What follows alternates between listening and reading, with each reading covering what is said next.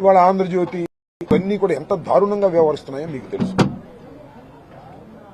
ఆంధ్రజ్యోతి వీకెండ్లో దుర్భాషలాడితే దానికి చంద్రబాబు నాయుడు గారు సపోర్ట్ చేస్తాడు, లోకేష్ గారు సపోర్ట్ చేస్తాడు. నాకు ఆశ్చర్యం వేసిందంటే చివరికి వెంకయ్యనాయుడు గారు కూడా సపోర్ట్ చేశాడు. వెంకయ్యనాయుడు గారు అంటే కాస్త విలువలు ఉన్నాయనేటువంటి అభిప్రాయం ఉండేది నాకు. ఖండించి అంటారు, దాడి ఎక్కడ జరిగిందని అడుగుతా ఉన్నా.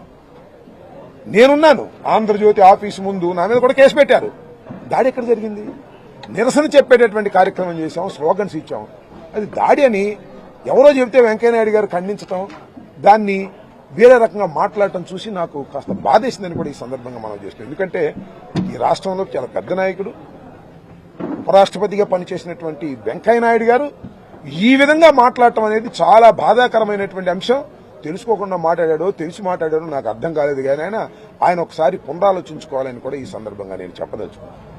మేము చెప్పదలుచుకుంది ఏంటంటే, పోలీసు యంత్రాంగాన్ని ఉపయోగించి మమ్మల్ని అడ్డుకోవాలని ప్రయత్నం చేస్తే మేము చూస్తూ సహిస్తూ ఊరుకోవాలని ఈ సందర్భంగా చెప్పదలుచుకున్నాను. అదేవిధంగా